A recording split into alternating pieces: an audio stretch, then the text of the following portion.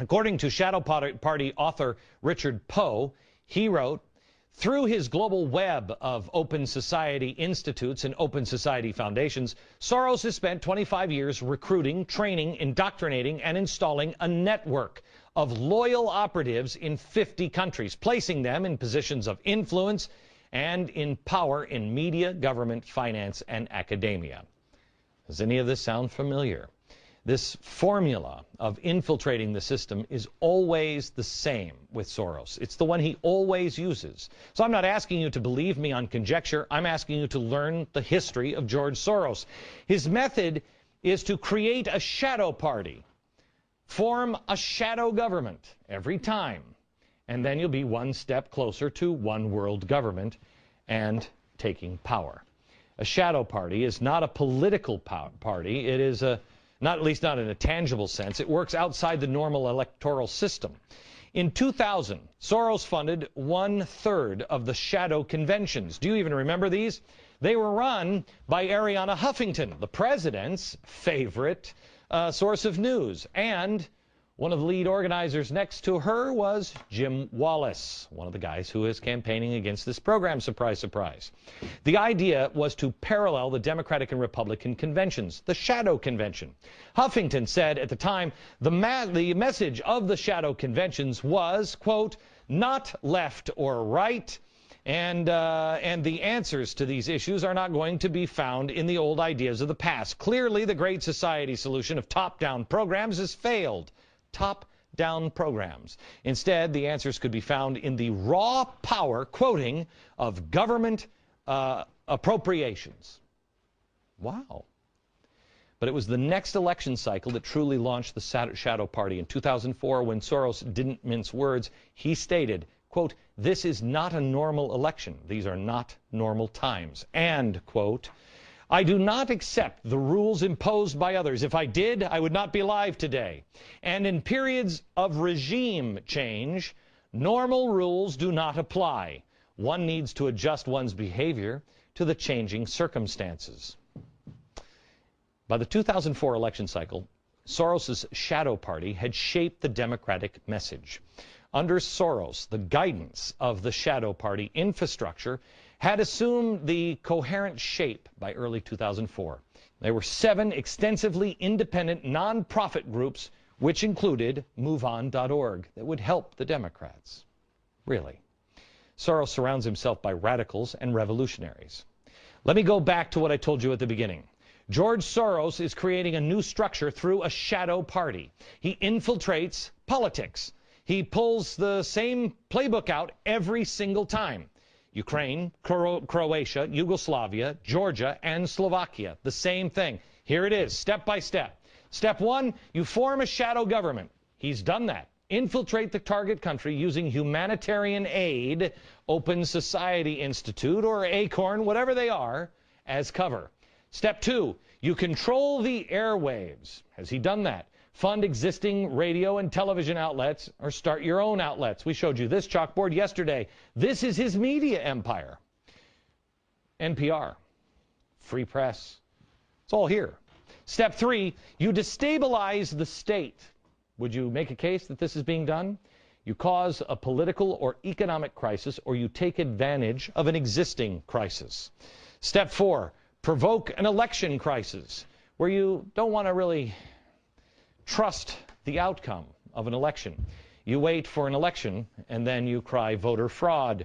This, by the way, La Raza and Acorn funded through OSI, Џорџ Soros' charity arm.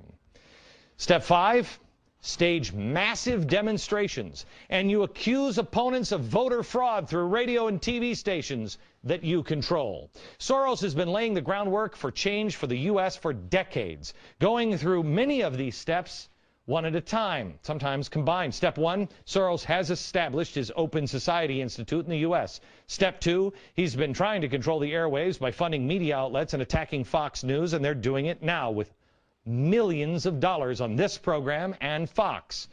Step 3, Soros supports massive government spending, which will worsen our deficit crisis, destabilize the state. This is a man who lives above the law. This is a man who is not exactly humble. In fact, he fancies himself somewhat of a god. In his own words, next.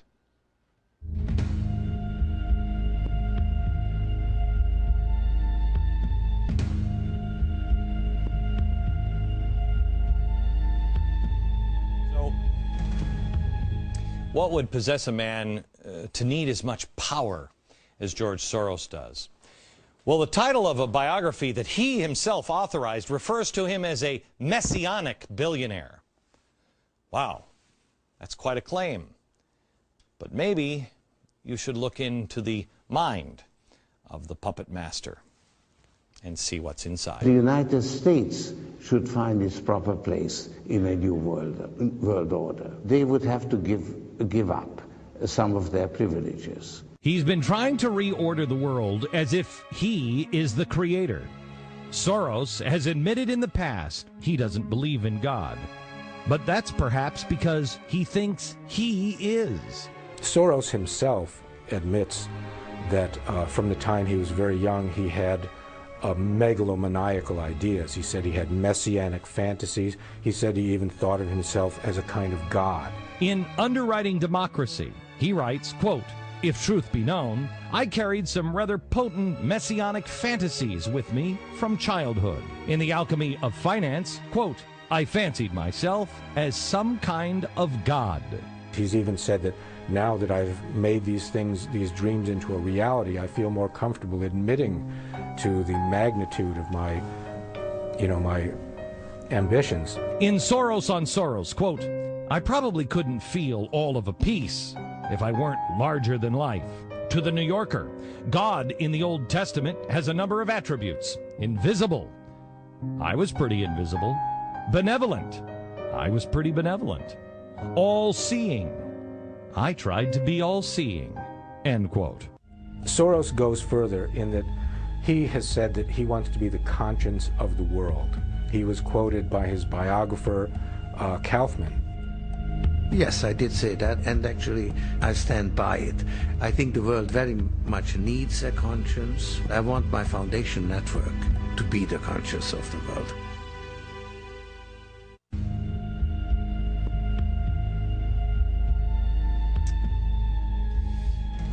We're almost out of time, but there is so much more in the next two broadcasts. Make sure you DVR this program and share it with as many friends as you can. There is a personal story in this that we need to share with you. A little over a month ago, Ĝorđ Soros, his right-hand man, reached out to one of the vice presidents, one of the executives on this television program. He requested a meeting in public between the two of them. The executive accepted Mr. Soros's invitation. The meeting began with the Soros guy saying that this program, and me in particular, was corroding the very foundation of America and instigating violence to boot. And that was just while they were waiting to be seated at the restaurant. When that wild opening salvo failed to prompt anything more than a calm rebuttal from my executive, the Soros executive then shifted gears, explaining that we were hurting their business, even hurting Mr. Soros himself. Then he went on to talk about a vast right-wing conspiracy headed by this show or Fox News, targeting his boss because of his support for the Democratic candidates or maybe his position on legalizing drugs. I have no idea. But after my guy calmly rebutted the notion of any conspiracy, his guy, apparently out of bullets, said, "Then why? Why focus on Ĝorđ Soros if it's not that?" My executive explained to him that whenever you do a Google search on failing economies or collapsed currencies, the name Ĝorđ Soros keeps popping up, usually at number one. And because he steadfastly believes in one world government at the expense of the United States of America. I do not. The Soros guy dismissed his boss's role in collapsing the currencies, like the British sterling. He said it was overhyped, claiming they really didn't make that much off it, as people say. As far as one world government or globalization, well, he explained that ship, quoting, had already sailed. And he suggested that if Glenn Beck doesn't recognize that, he'll just be left behind. He then looked at my executive and said, "I don't think you hear me. I don't think you understand. Glenn Beck is hurting Mr. Soros and his business." At this point, the Soros executive abruptly ended the meeting, but not before saying that he had a gift from Mr. Soros, for me, something he wanted my executive to give to me. He reached into his briefcase and handed him this. It's a movie, a DVD, a 1957 movie, made by a communist, by the way, how appropriate, called A Face in the Crowd, starring Andy Griffith. I watched this when MSNBC started this rumor about 2 years ago that this is who I was. It was handed to him. He wanted to make sure that it was very clear that the story accurately represented of who they thought and who Mr. Soros thought I was personally. He said, make sure you share it with Mr. Beck. In case you're not familiar, Andy Griffith plays a drunk, a petty criminal who, with the help of radio reporter played by Marcia Neal, transforms himself into a famous national talk show host, a man of influence with the masses and politically powerful, but he is a very bad guy. Towards the end of the movie, the character, Larry Lonesome Rhodes, is revealed to be a fraud, a liar, and the movie ends with him all alone, screaming insanely from the balcony of his Manhattan high-rise. Marcia Neal's character is afraid he's going to jump. Mr. Soros, I'm not going to jump.